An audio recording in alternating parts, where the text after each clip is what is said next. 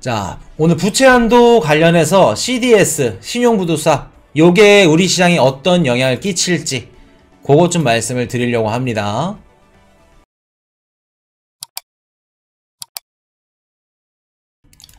자, 미국 재무부 부채 한도 특별조치 추가 시행, 정부 증권투자펀드 투자 전면 중단할 것. 자, 이렇게 되어 있죠. 일단 우리 지금 미국의 부채 한도 방금 이전의 영상에서 한번 대충 좀 살짝 배웠죠. 미국의 부채 한도 뭐예요? 미국이 1년마다 정부 부채 한도, 이런 예산안들 이런 것들을 설정을 하는데, 자, 작년 우리 2021년도 연말부터 됐을 겁니다. 2022년도 연초로 넘어가는 그 시점까지, 그때도 부채 한도 막 넘어간다, 미국이 디폴트 된다, 막 국가 부도가 난다, 막 이런 얘기 있었어요. 매해 연말부터 연초까지 나오는 기사 중에 하나인데, 지금 그 미국 재무부에서 특별 조치를 추가 시행했다는 겁니다. 요게 뭐냐면 정부 증권 투자 펀드 투자하지 마라. 자, 연방 공무원들이 정부 증권 투자 기금에 뭐 투자를 이렇게 합니다. 근데 너네 투자하지 마 라고 한 거예요. 무슨 뜻일까?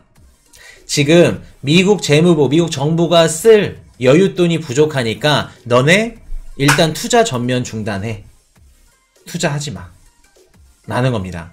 이게 특별 조치가 굉장히 중요한데, 어떤 우리 시장에 어떤 이야기들이 나오는지, 자, 보시면은 지금 그 CDS라고, 자, 부채 한도 위협 증가, 월가 이번엔 달라, 막판 합의, 뭐 이렇게 되어 있죠.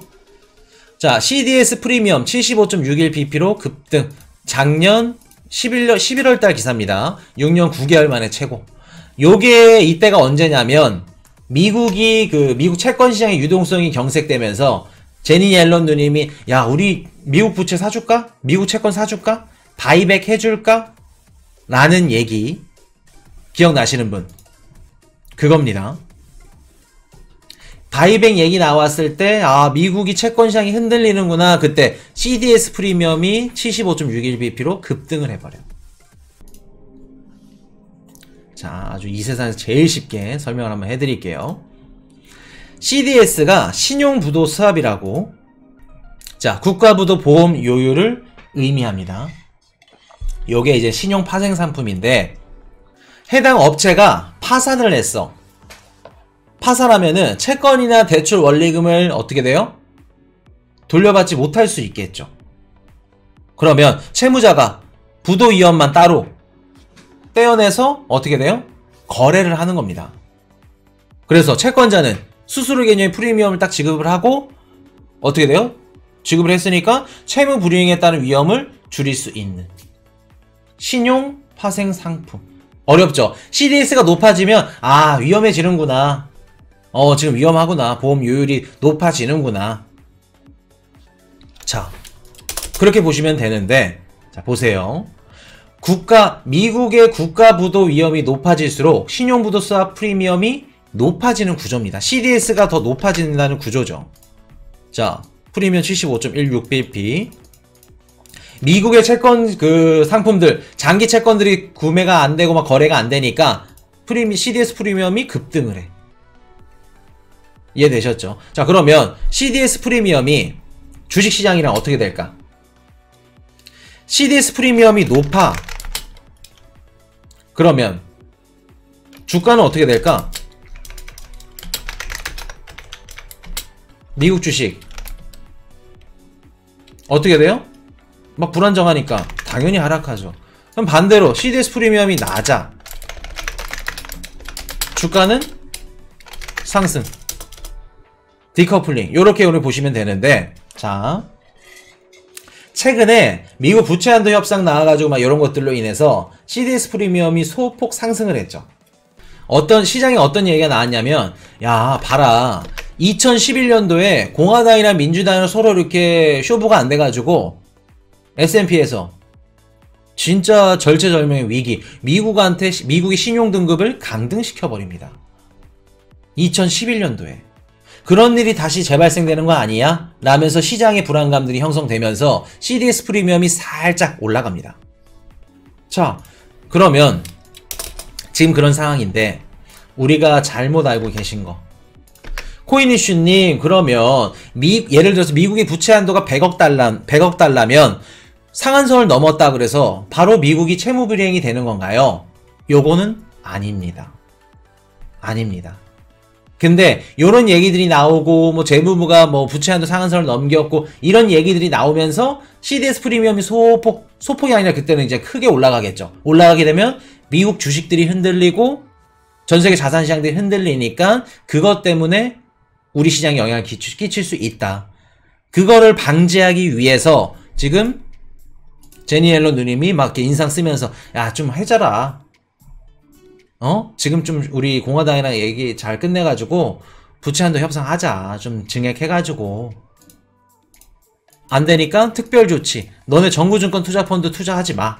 돈 쓸 거 없어. 라고 하는 겁니다. 이제 좀 이해되셨죠? 이렇게 되는 건데, 지금 재무부가 이제 보통 연준한테 예치를 해놓고 자금을 이제 썼다 뺐다 이렇게 이용을 하는데, 요것마저도 흔들리니까 특별 조치가 이제 들어가는 겁니다. 그러면 재무부 입장에서 특별 조치가 뭘까? 특별 조치. 얘네 입장에서 지금 당장 줘야 되는 거, 사회연금이라던가 국채이자 딜레이 되거나 이거 지급 안 하면 어떻게 되죠? 한 가지 예를 들어 볼게요. 작년에 러시아 우크라이나 전쟁이 터지고 나서 러시아가 디폴트 날 수도 있다. 뭐 신용등급도 마찬가지로 국가 부도가 날 수도 있다 라는 얘기가 나왔죠. 기사가. 그때 왜 국가 부도 나온다 그랬어요? 우리가 기억력을 되살려보면은 다 나왔던 거야. 다 배웠던 거고. 우리가 그 연계를 못해서 그러지. 러우 전쟁이 터지니까 러시아 국채 그 자금을 이제 받아야 되는 애들이 어떻게 해요? 러시아는 뭘로 지급을 한대. 근데 받는 애들은 뭘로 받겠대. 감사님 채무 불이행 맞죠? 러시아는 루블로 지불할게. 근데 받는 애들은 달러 아니면 안 받아. 이렇게 된 겁니다. 그러면 부채를 못 갚아서 어떻게 돼요? 야, 러시아는 이거 채권을 사도 부채를 주지도 않고 이렇게 러시아 투자할 사람 없겠다. 전 세계에 있는 러시아 투자 회사들, 뭐 해외 투자 자산가들, 채권 투자들 싹 다 나가겠죠. 채무 불이행. 이렇게 되는 겁니다. 미국도 국채 이자를 지급을 안 해준다? 그러면 더 이상 미국 국채에 대해서 신뢰를 다 잃어버려. 우리 비트코인 시장도 똑같아. 뱅크런이 날 수 있는 거예요. 그렇기 때문에 이렇게 진짜 긴급한 것들 빼고 긴급하지 않은 거, 뭐 정부증권 투자 펀드 이런 것들 너네 공무원들 너네 연금 투자하지 마. 그리고 뭐 노후연금이라던가 연기금 재투자라던가 이런 것들 투자하지 마 라고 하는 겁니다. 언제까지? 6월달 8월달 정부 예산안이 소요되는 시점까지 줄여 라고 하는 겁니다. 그러면 우리 시장에 어떤 영향을 끼칠까? 이게 기존의 정부에서 미국 재무부에서 나왔던 자금들이나 이런 것들이 미국인들은 어떤 게 희망이냐면 노후연금 펀드, 은퇴저축 펀드, 우리 피델리티 401k 노후 펀드 알고 계시죠? 은퇴연금. 요게 뭐냐면 미국인들은 다 주식을 해. 주식을 하는데 어디에 노후를 맡기냐면 주식에 맡깁니다. 피델리티 뭐 401k 은퇴 노후 펀드 이런 것들 딱 해가지고 거기에 뭐가 들어간 거예요? 비트코인 상품이 들어간 겁니다. 너 아마존 살래, 애플 살래, 비트코인 살래, 테슬라 살래, 그렇게 목록 중에 선택할 수 있는 목록 중에 비트코인이 추가된 거예요. 그게 노후연금 펀드인데, 그런데 연기금이라던가 노후연금이나 아니 정부증권 투자펀드라던가 우리가 투자하는 자산시장의 자금이 어떻게 돼요? 빠져나간다. 그만큼 줄어든다. 그 뜻입니다. 그래서 우리가 보셔야 될 거는 뭐냐면 유동성이 빠져나간다는 거예요. 우리가 투자하고 있는 주식이든 뭐 이런 연기금이든, 연기금이 주식이니까 미국한테는 이런 것들이 빠져나간다는 겁니다. 그럼 전 세계 자금이 어떻게 보면은 유동성들이 빠져나가는 거고, 그걸로 인해서 우리 시장에 좀 더 악영향을 끼칠 수 있겠죠. 진짜 미국이 부채 한도 요거를 조절을 못해서 디폴트가 나 채무 불이행이나 이건 없습니다. 없다고 그러면 안 되지. 확률이 0.1%? 1%? 미국이 디폴트가 난다? 그거는 사실상 힘들다. 그것 때문에 우리 시장에 영향을 주는 게 아니고, 그걸로 인해서 전 세계에 있는 자산시장이든 미국에 있는 그 노후연금 펀드들 자산시장의 자금들이 빠져나간다. 지금 월가에서 미국 정부 예산안 전부 소요되는 시점이 8월 중으로 추정을 하고 있다고 합니다. 그러면 6월부터 8월까지 우리는 이 기간을 특별히 주의 깊게 보셔야 된다. 그 위험성이 미국이 부채 한도 협상 못하겠네, 결렬되겠네가 아닌 뭐예요? 그때까지 유동성이 쭉 빠지겠구나. 많이 빠지겠구나. 대한민국 코인 방송 중에 이거 CDS 연계해가지고 이렇게 말씀드리는 데는 단 한 곳도 없을 겁니다. 생색 내는 게 아니고 또. 자, 한 가지 또 말씀드려볼게요. 이런 얘기를 하신 분들이 계실 겁니다. CDS 이거 보여드리면서 해야지. 자, CDS 프리미엄 75.61pp로 급등.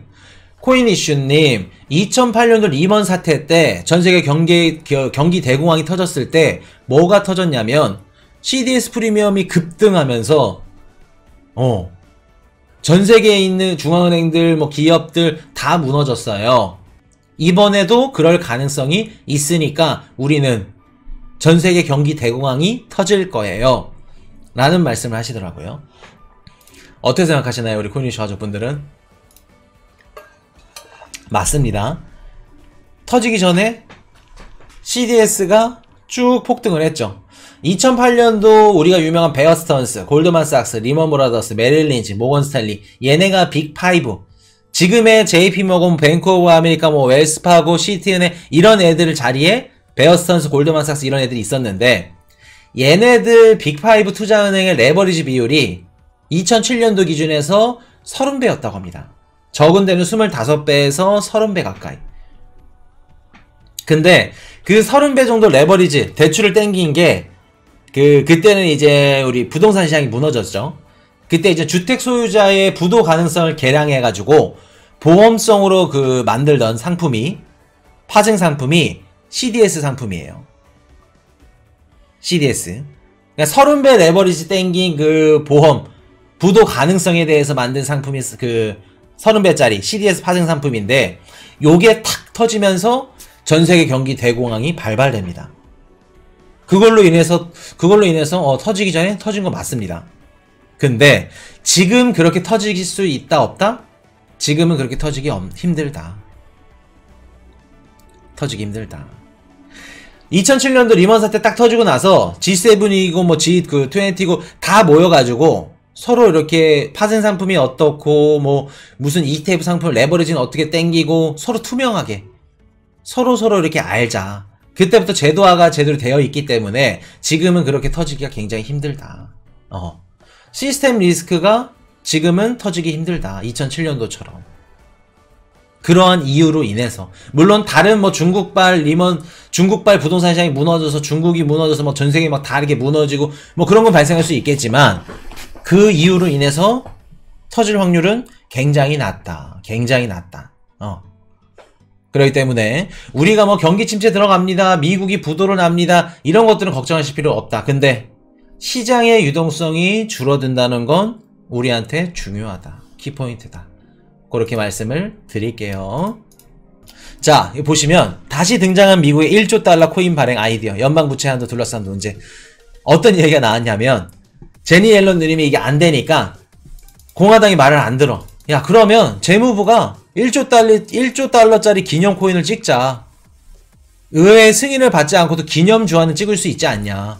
그리고 법에는 코인의 액면이 별도로 정해져 있지도 않고 코인 관련해서 법이 없으니까 1조 달러짜리 코인을 찍어서 요거 발행해버리자. 진짜 1조 달러 동전 발행안이 나왔습니다. 그래서 얘기가 나왔고, 어떤 얘기도 나왔냐면 연준에 군대를 보내서라도 동전을 받게 해야 된다. 이런 얘기들이 나옵니다. 제로팔 연준의장한테 군대를 보내는 거야. 그래서 동전을 받게 해야 된다 뭐 이런 얘기들. 그래서 이런 얘기들까지 그냥 우스갯소리로 나온다는 거. 그래서 뭐 직고리 예금이자 대신 국채 MMF로 미국의 자산과 머니 무브. 즉 미국의 고액 투자자들은 은행 예금을 빼서 어디로 간다? 국채나 MMF로 간다는 거. 국채나 MMF. 경기 침체로 막 들어서고 힘들수록 어디로 자산이 빠진다? 자금이 국채나 MMF 이런 식으로 빠진다는 거. 우리 위험성 리스크 있는 자산들은 힘들다는 거 말씀을 드릴게요. Hey, I got a confession. Been losing all momentum. Just because it's easy.